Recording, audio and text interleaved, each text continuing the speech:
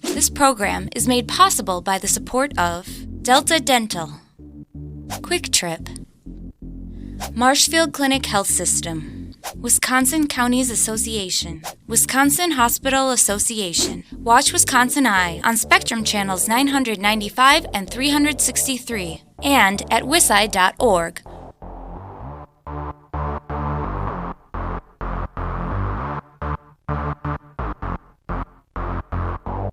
How's it going?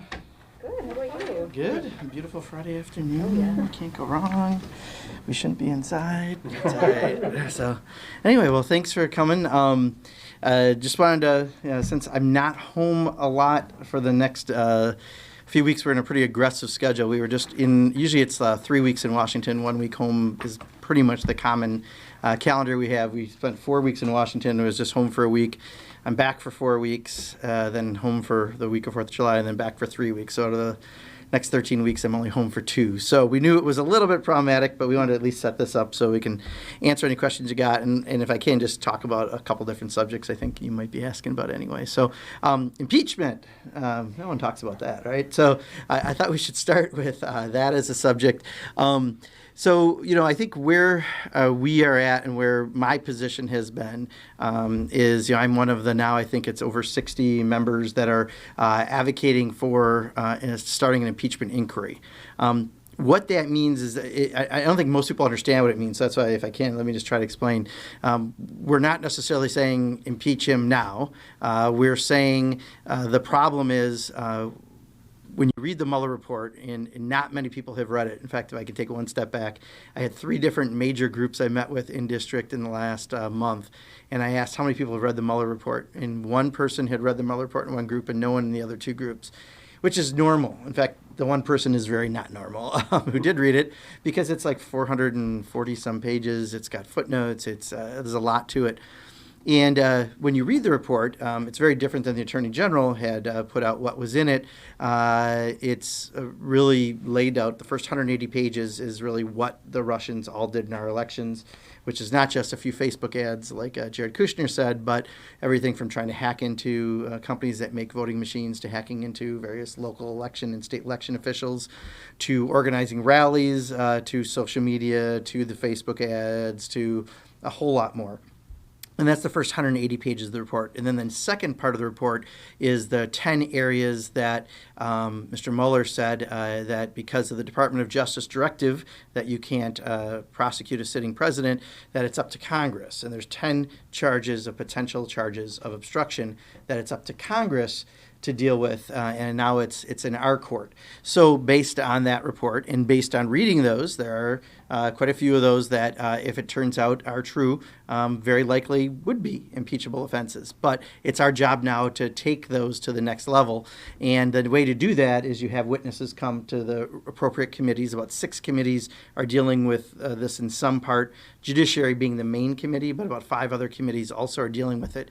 But the issue is we have to now have the witnesses come and provide some of the detail.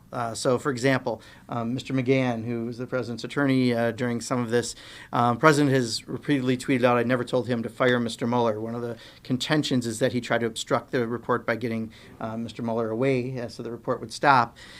It's very clear inside. He says this person shouldn't be there. He's got to go. Every semantical euphemism that you could say other than the word fire was clearly in the report, but technically the word fire was not used. But if you read the rest of it, it doesn't take much more than a 4th grade education to realize what he was saying to do. It may not be the word he used on Celebrity Apprentice, but it's the word that everyone else uses when you want someone to not work there anymore.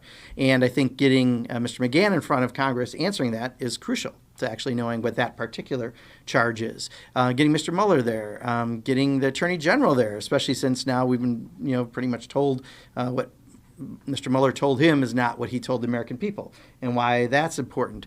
And every single turn of the way, we've had the president block witnesses from coming to Congress, whether it be Mr. McGahn and others on other investigations, that he's not letting anyone there. Now, I live by the Wisconsin smell test on a daily basis. The smell test is, if you are innocent and you think you've been exonerated by the report, you should give that person a ride to go testify, give them a big bottle of water so they're clear, where is very clear as they say how innocent you are so that you can move on with your life. Instead, making sure that you're obstructing them from ever coming to Congress and talking certainly doesn't look like something an innocent person would do. And it just doesn't seem to be right. So one of the few ways that we can compel witnesses to come to a committee, you can do contempt of Congress, and we're going to do that next week, take a vote on that on 2 different people. We can do various fines. I found out and never realized before we have a jail in the basement of the Capitol. I kind of want to see it now. I want to do a magic trick in it. That'd be fun. So we got that. But bottom line is we have to figure out how to compel them. And the single easiest way, from talking to many people who understand this, from the Judiciary Committee, from House lawyers and others, would be to start the impeachment inquiry, which gives you some additional levers to get those folks to come and do their job and testify to Congress. So that's where many of us, for me, the straw that broke the camel's back was when Mr. McGahn refused to come that week. We're going to continue having members who have something that is that straw that breaks the camel's back for them. But that's why you're seeing a growing number of members who are saying that. And the answer, a question I often get asked is, but politically, if this hurts you in the elections, and my answer is, this isn't a political question, this is a constitutional question. My oath was to the Constitution, not to Nancy Pelosi, not to the Democratic Party, but to the Constitution. If I feel that he violated the Constitution, it is our responsibility as a co-equal branch of government to do exactly what Mr. Mueller said, is to take these issues up. So hopefully that'll answer that, and I'll take any questions in a second on that, but I thought I should lay it out a little longer than I hopefully will answer other questions, but I thought laying that out would be useful. Second, tariffs. We may have another round of tariffs going on in Mexico regarding immigration, but I think to take it back a step is really important, is that tariffs are a real problem right now in Wisconsin, much less any additional tariffs. So I think the president in many ways won Wisconsin by talking tough about trade, by saying we're going to bring jobs back, and a lot of people wanted to hear that because we've lost a lot of jobs due to bad trade deals over the years. The problem is that rhetoric and how the president is actually executing trade couldn't be farther apart. He doesn't have a coherent trade policy. He's throwing tariffs like some people throw spaghetti on the wall, hoping something will stick, but it doesn't make any sense what he's doing. And, I'm not against tariffs per se. Targeted tariffs. This country is dumping a commodity, whether it be steel or any other commodity, you might put tariffs on it to protect the industries in your country because of what's happening. That's a useful way you use tariffs. A country's violating, a country decides to hack into your elections, and you might issue tariffs because that's a good way to send a message that they have to behave differently. But the way he's using tariffs right now without rhyme or reason is very, very difficult, and we're not getting the result I think that he expected. And farmers in particular in Wisconsin are really hurting. I know that the president has said he knows that farmers are hurting because of the tariffs right now, but he said he's got a package to provide relief to them. Well, I had a farmer who I've dealt with almost every year I think I've been in Congress, a very active farmer, was out in Washington, D.C. recently, and he actually told me that they're thinking about potentially selling the family farm after all these years of having a long family tradition in farming, and what that package actually meant. And according to this farmer, if you're a soybean farmer, that assistance is probably 50 cents on the dollar. If you're a dairy farmer, it's probably 2 cents on the dollar. If you're a corn grower, it's probably a penny on the dollar. So it gave the president to say, oh, but I took care of people through this package. The bottom line is it's not at all. And the reality is the net effect is farmers are really hurting. So we lost 800 dairy farms in Wisconsin last year. I think at this rate, we could have a very serious impact in this year and the next year if these things don't end. So having another round of tariffs simply because Mexico is not doing enough because of immigration is interesting because all the immigration is coming mostly from Honduras, El Salvador, and Guatemala, not Mexico. And now that we're saying we're not going to give them money anymore to stop violence in those countries, which is the reason why they're coming, and the surge we've had just in the last couple months has been because the president's saying he's building the border. People are trying to beat the timeline with the border to escape the violence. He's creating what was a net 10-year migration of people coming across the border from the U.S. the other direction, not coming in, and we've got a real mess. So I know Republicans and Democrats, I've heard, who are strongly against what the president's doing around the tariffs. I ultimately think he'll find some way to make it look like what he did was masterful rather than a magic 8-ball in his head that just kind of stopped somewhere and he said whatever came up. But this is a real problem, and in Wisconsin, it's felt far more than a lot of other places, and our farmers right now are living through the last set of tariffs, and it's really, really hard. Two more subjects real quick, appropriations, and then I'll hit infrastructure, and then I'll open it up, all right? So appropriations, we are almost done with the appropriations season. I serve on the appropriations committee. We have two final markups next week on Homeland Security and financial services. I believe all the rest of the bills now we've marked up. We've been very fortunate being in the majority. We've been able to put a lot of things into that process that are not earmarks per se, but are a number of things that are good for the greater good, but a lot of that's going to benefit back in the district. We were able to get a $150 increase per Pell Grant for students. We were able to extend a $304 million increase to work study for students. National Institutes of Health, where the biggest amount of federal dollars that go to UW-Madison come in, there's a $2 billion increase to $41 billion for that. There's a whole long list of different programs that we got additional support for. We got money for the a number of programs that are being done in district, including the Molly 99 program, where we've got people doing medical isotopes. There were 4 grants that were given out a few years back. Immediately, 2 of the companies didn't take it anywhere. The remaining 2 companies, this is where you need a facility that has some nuclear capacity to make the medical isotopes that we use for within medicine. There's only 1 facility in all of North America, and it's closing down in Canada. So we now have 2 that are going to be, one going to be in Janesville and one in Beloit, but all the research facilities are still here in Madison. I have Beloit also in my district, and technically the Janesville one, I believe they said they're moving into my district, which is across the street from the first, so they'll be also in the district. But that's important to have that, so in case they ever would have a problem with the current facility, which is closing down, we'll have a supply of that. Cranberry research, some money around some mapping programs, specifically going into district, a number of dairy initiatives, and some chronic wasting disease dollars that'll be coming to this area, a number of environmental initiatives, labor initiatives, and other things. But it's been a real good season, and luckily, I think a lot of the programs will see some good, strong life right here in the 2nd Congressional District and in the state of Wisconsin. And then finally, infrastructure. You know, this is one that we were hoping we could get done in this Congress. The president has talked a good game on infrastructure. Unfortunately, last year, every time he had an infrastructure week, it blew up for some other reason. About a month ago, or now maybe 5 weeks ago, the Democrats and the leaders in the Senate, Republicans, and the president met. They agreed to try to put together a $2 trillion package. According to the American Society of Civil Engineers, we need $4.6 trillion to bring our infrastructure fully up. Right now we have a D+ grade from them, but that would be roads and bridges and schools and broadband and water delivery systems, et cetera. The agreement was the president was going to have them come back in 3 weeks. He was going to explain how he could do funding for it. The night before the meeting, he sent a letter to the Democrats and said, I can't do infrastructure until you do my trade deal. And then that morning when Nancy Pelosi said that he was involved in a cover-up over what happened, then he changed it to now, I can't do anything until you quit investigating me. Clearly, the guy didn't do his homework, doesn't have the financing for it, but we're still hoping to proceed. So I think you're going to see the Democrats still put the bills out that will show the investment in infrastructure. But unfortunately, due to the most recent activity by the president saying he's not going to do it until we do this, that, and the other thing, it might make it harder to happen. But that's one of the areas I think people looked at most promising, that and maybe some prescription drug bills. And there were some bills that we've passed specifically around generic equivalents so far. So I want to get all that out. Thank you for that. But I'll be glad to take any questions on anything you want to talk about. But I thought those might be some of the subjects.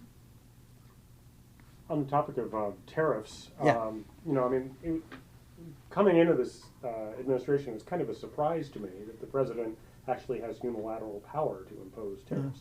Is there any appetite in Congress to clip that ability a little bit so that any president can't impose tariffs unilaterally without an act of Yeah, Congress? so there's certain things that have always been powers of different branches of government, right? And I think the challenge we have to have, which is difficult, trust me, with this president, is to make decisions that would impact all future presidents, like every past president's operated, just because we have one person who's operating in a way that maybe Democrats and Republicans alike don't agree with.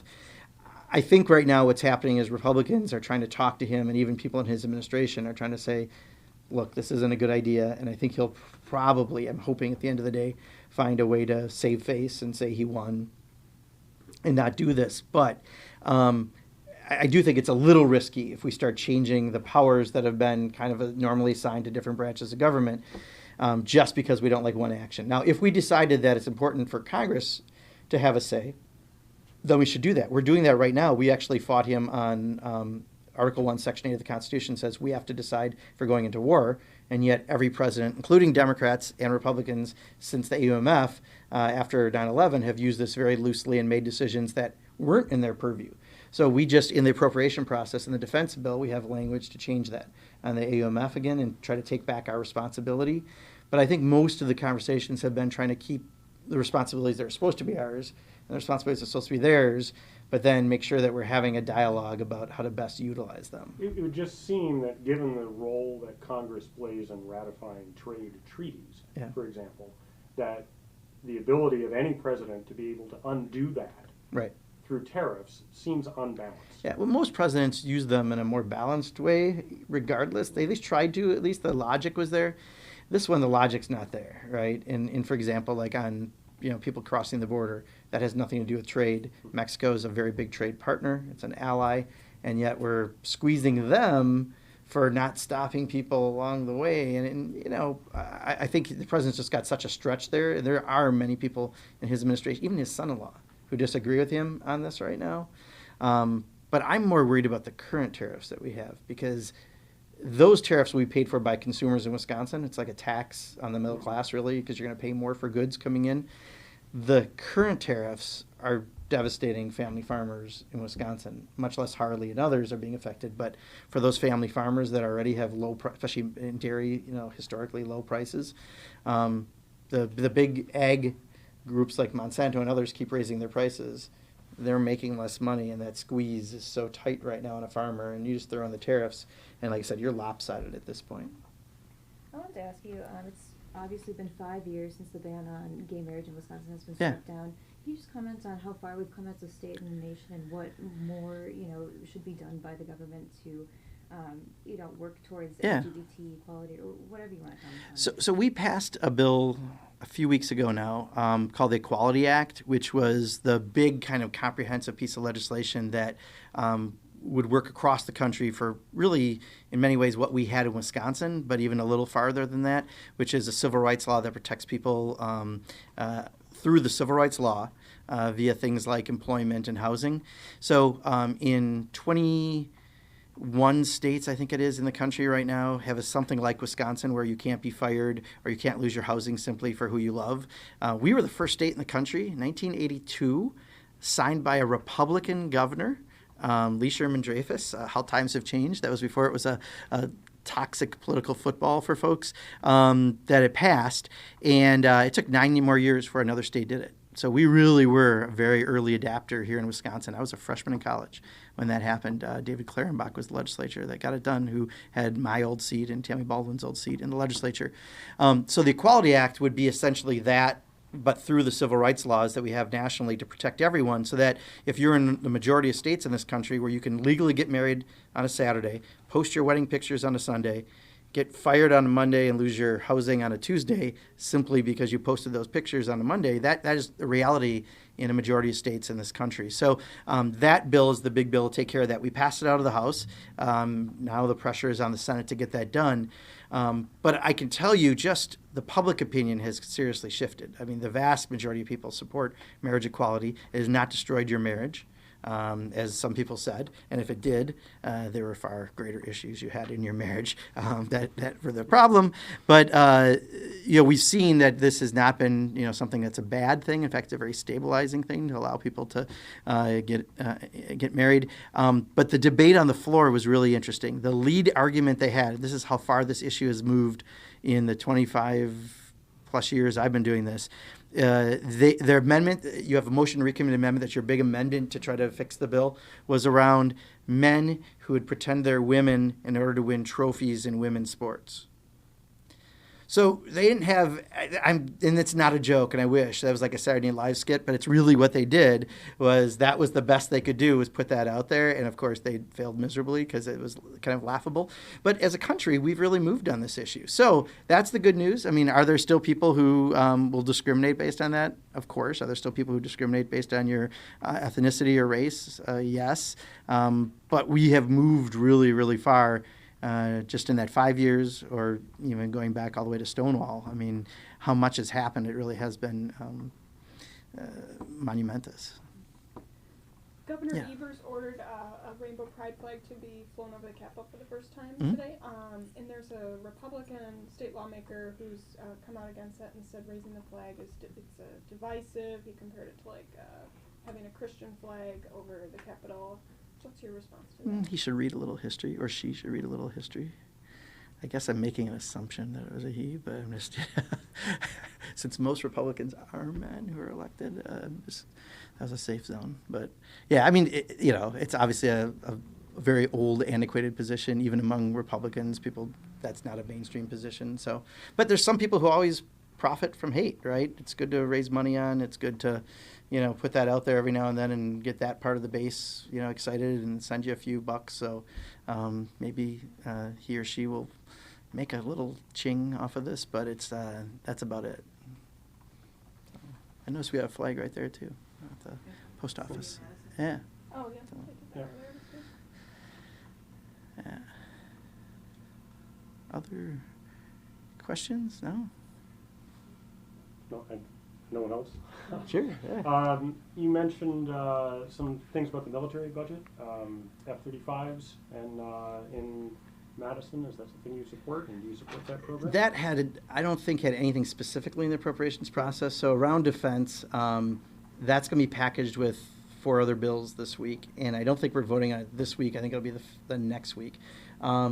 We have a number of provisions I'm very proud of that are in there. There's some things I don't like. I would scale back more things.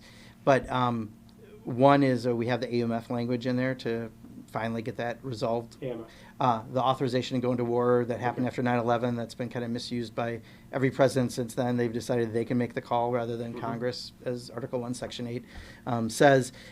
We actually did that 2 years ago in the appropriations process, and almost every single Republican voted with us. And then Paul Ryan single-handedly took it out of the appropriations package and didn't let us vote on it. It's going to the floor, and it's going to be part of the House position going into negotiations. And I think there actually is a lot of support on the Senate, too, to do this. So that's important in there.